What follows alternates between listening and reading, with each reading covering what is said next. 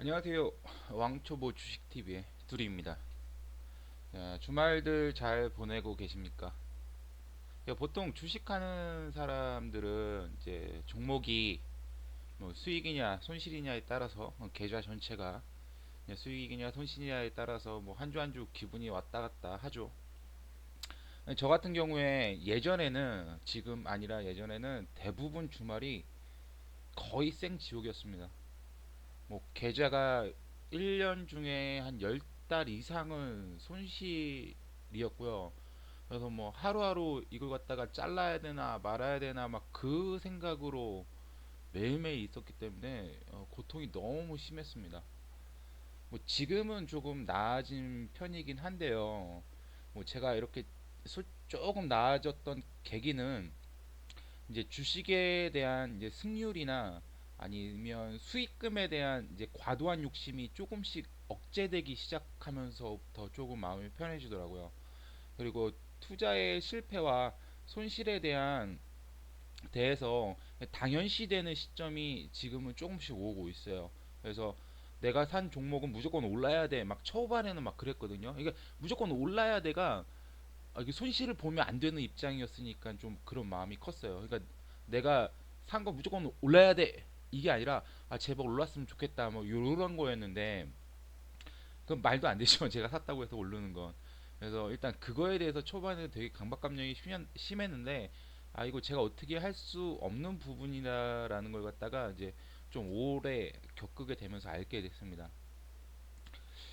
제가 이제 어느 정도 이제 종목을 갖다 골라가지고 예전에 이제 들어간 다음에 이제 진입을 하게 되면 이 종목에 대한 실패가 잘 안 됐어요, 초반에는. 그러다 보니까 이제 그 종목에다가 이제 무한 물타기를 하게 되죠. 그러면은 이제 계속해서 계좌가 망가집니다. 이제 그러고 나면 또 이제 뭐 짧게는 몇 주에서 뭐 한두 달 정도 거의 뭐 주식을 할 수가 없어요. 이제 망가졌기 때문에 계좌가 뭐 그걸 다 자르거나 아니면 다시 또 돈을 투입해야 되는데 어, 갈수록 그 자금을 투입할 여력이 없어졌어요. 그런데 이제 요즘에는 이제 이런 일들을 갖다가 몇 년 동안 겪고 이제 반복하게 되다 보니까 결국은 이제 제 자신이 시장에 이제 순응하게 되고 또 그렇게 길들여지고 또 이제 내가 시장에 이제 나는 시장이 보여주는 대로 따라가야 하는구나 라는 것을 많이 느꼈고요. 이제 이걸 느끼는데도 참 오래 걸렸습니다. 뭐 저번 주에도 말씀드렸던 이제 PPT인데 이제 우리나라 9명 중 1명은 국내에서 주식 투자를 하고 있다는 이제 내용이지요. 주식 투자 우리나라에서 한 560만 명이 주식을 하고 있다라고 얘기해요. 예, 그래서 이제 개인 주식 계좌 중에 이제 본전을 유지하는 게 약 9% 정도 된다라고 그러고요. 자, 이 얘기는 제가 예전에 한참 카페 활동할 때, 뭐 지금도 카페 활동을 뭐 여러 개 하고 있고, 예전에는 되게 적극적으로 했는데 요즘은 거의 눈팅만 하고 댓글만 살짝 다는 중입니다. 그래서 유명한 카페 있죠. 뭐 아시려는지 모르겠지만 그런 카페에서 활동을 하게 됐을 때 강의도 되게 많이 들었습니다. 그럼 강의를 많이 들면 이제 거기 이제 유한타 증권이라던가 이렇게 거기에 연계해서 하시는 분이 계셨는데 그러면 이제 대충 그 유한타 개인 계좌를 들에 대해서 평균을 내보면은 뭐 한 본전이 한 6, 9% 정도 유지된다 뭐 그런 식의 얘기를 좀 많이 들었어요. 그리고 주식으로 돈을 많이 버는 투자자는 우리나라에서 1% 미만 뭐 이것도 확실하진 않은데요. 뭐 여기저기서 뭐 들어보면은 뭐 대충 고수한테 들어보면 이런 얘기들을 많이 하시더라고요. 전업 투자자로 성공하기 되게 힘들다는 방증이죠.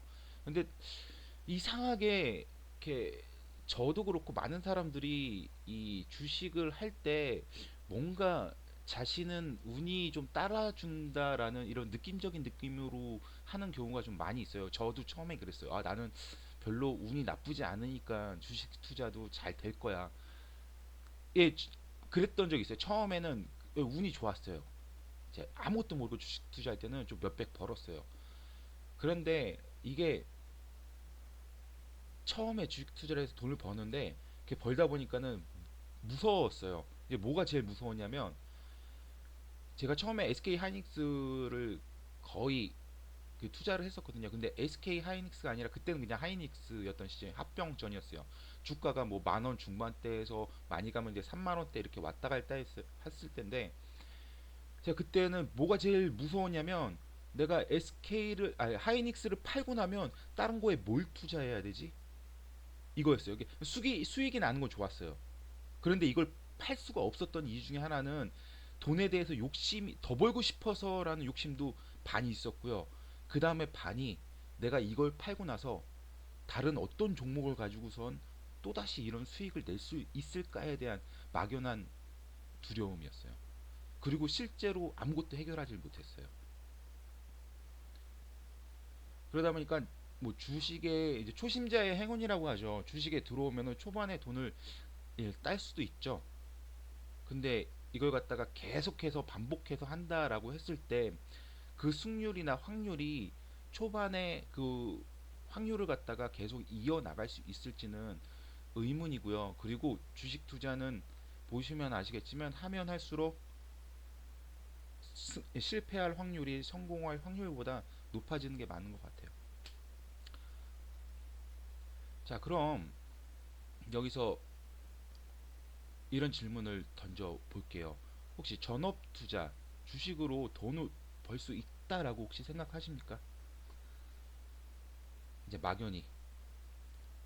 이제 저는 이제 막연한 게 아니라 지금까지 몇 년 동안 주식 투자를 해 오면서 그리고 제가 지금 현재 주식 투자를 하면서 내린 결론은 벌 수 있다입니다.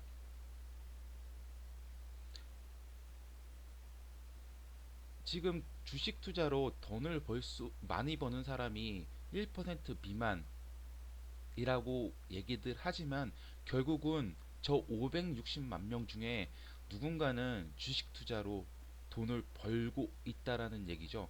결국은 돈을 벌 수 있다라는 게 제 결론이고요. 그리고 저 역시 돈을 좀 벌고 있습니다.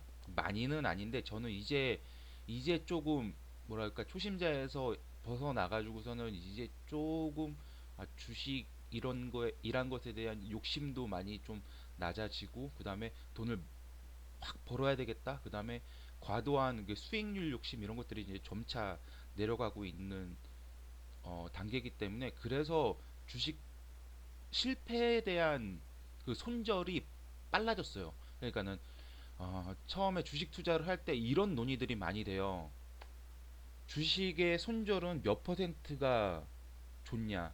그랬을 때 많은 사람들이 2% 되면 손절을 하는 게 맞다라고 막 처음에 막 이런 얘기들 많이 하거든요. 근데 그게 절대 답은 아니에요.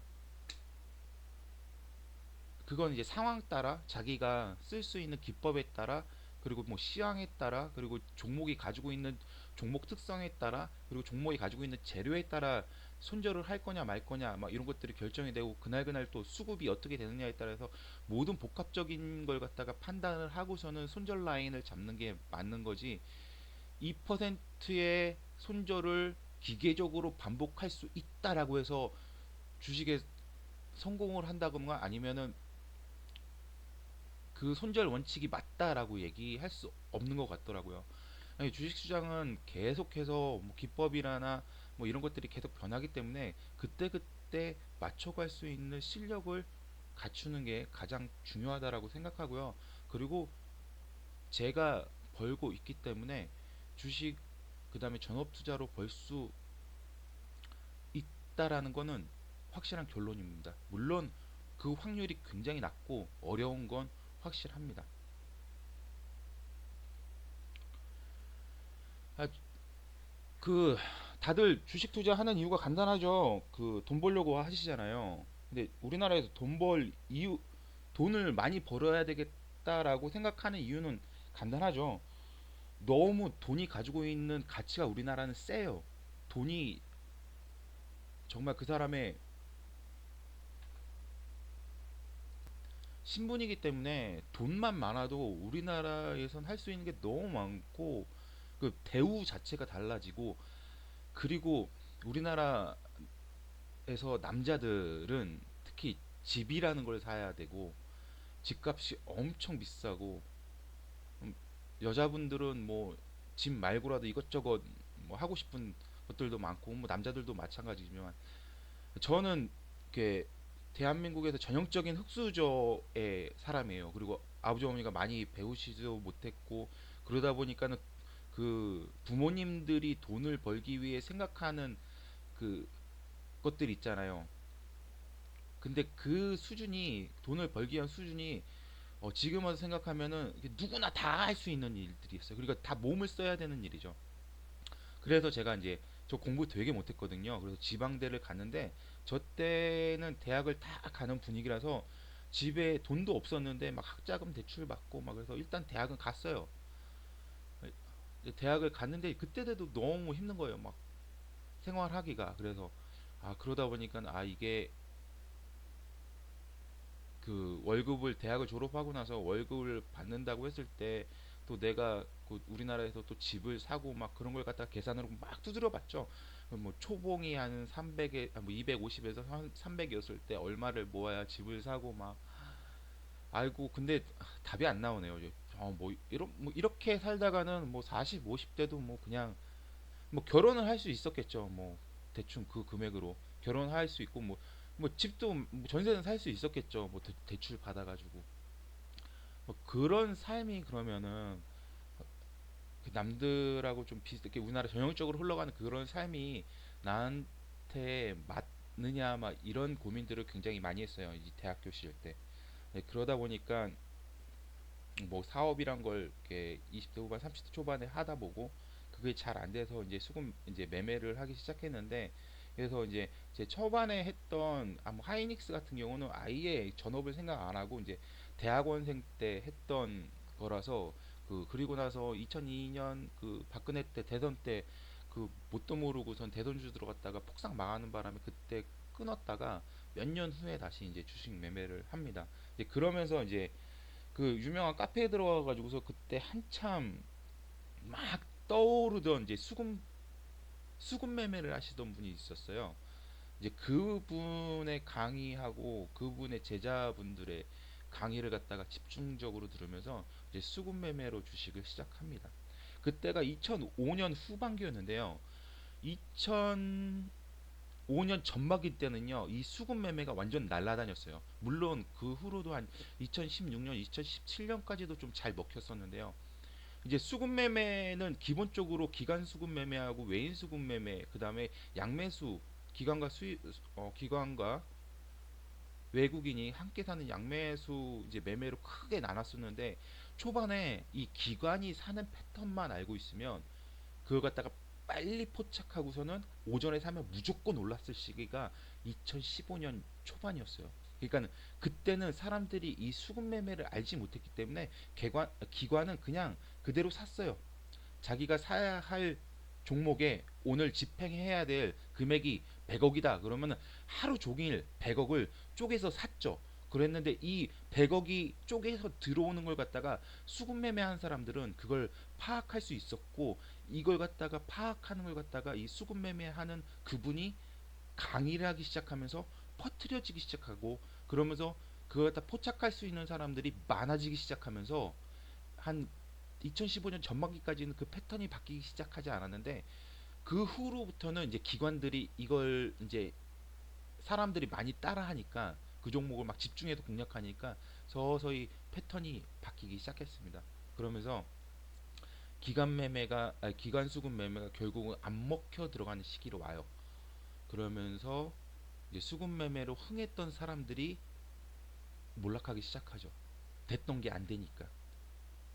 결국 시장은 계속 변했고 자기가 했던 매매가 계속해서 성공했었는데 어느 날부터 안 먹히기 시작했을 때 새로운 공부를 시작하지 않고 계속 수급 매매만 고집했던 분은 지금 시장에서 많이 좀 사라진 편이고요. 그때서부터 수급 매매를 베이스로 깔고 해가지고서 이제 다른 매매를 갖다가 적용하고 그 더 자신의 매매를 발전시키신 분들은 지금 또 많이 살아 있고요. 저는 개인적으로 그런 분들을 좀 이제 알고 있어요. 뭐 연락을 하고 뭐 그런 건 아닌데 이제 오래 카페 활동을 하고 뭐 그러다 보니까 어느 분이 어느 시대에 주요 활동을 했고 지금도 활동하고 계신지 아닌지를 떠나서 물론 잘 하시면서 이제 제야에 묻히시는 이런 제야의 고수분들도 계시는데 이제 꼭 그렇지 않은 분들은 이제 활동하거나 자기가 어떻게 하고 있는지 생존 신고하시는 분들이 좀 많이 있거든요. 이제 그분들 통해서 이제 많이 아직도 하고 계시는구나 뭐 요런 느낌 정도 이제 받고 있는 정도고요. 아이고 별 얘기 안 했는데 벌써 15분이 지났네요. 어쨌든 이제 수급 매매로 저는 시작했고 이제 수급 파악하는 거에 대해서 이제 다음 주에 한번 얘기를 해 볼게요. 그리고 이제 공매도나 아니면은 뭐 외인 기간이 잡혔는데 왜 안 갈까 막 그런 생각들 많이 하시잖아요. 그게 왜 이렇게 어려운지에 대해서도 한번 얘기를 해볼게요. 이거 정확하게 파악하기 힘들거든요. 저도 정확하게 파악 절대 못해요. 그런데 호가창이나 아니면 체결창 그리고 창구 분석을 통해 가지고서는 어느 종목은 10% 이상 그걸 다 파악할 수 있는 종목이 있고 어떤 거는 뭐 전혀 파악 안 되는 것도 있고 어떤 거는 한 1, 2% 정도 파악되는 그런 종목들이 있어요. 그래서 파악되는 종목은 당연히 매매의 난이도가 낮아지거든요. 어려운 종목들은 매매의 난이도가 올라가고 뭐 이런 것들을 갖다 구분할 줄 알면서 이제 매매를 하게 되는데 뭐 이런 얘기도 뭐 다음 주에 천천히 한번 풀어보도록 하겠습니다. 뭐 내일은 이제 다른 종목들 또 종목 하나 영상 올려볼게요. 남은 주만 편안히 보내시고요. 그다음에 또 뭐 자신이 하고 싶으신 말씀 있으면 뭐 댓글로 남겨주시면 그거에 대해서 제가 댓글을 남기던가 또 영상으로 또 언급을 하던가 한번 해보겠습니다. 아무튼 시청해주셔서 너무 감사합니다. 요즘에 뭐 제가 실수한 뒤에 좀 안 들어오시면 어떡할까 막 고민했는데 그래도 뭐 한 100명, 200명 꾸준히 유지는 되네요. 뭐 이것도 되게 감사합니다. 뭐 이러다 보면 유튜브도 많이 성장해지겠죠. 또 오늘 처음 시청해주신 분들은 만약에 뭐 이런 얘기들이 좀 더 듣고 싶다 그러시면 구독이나 좋아요 부탁드리겠습니다. 그럼 시청해주셔서 감사합니다. 주말 잘 보내세요.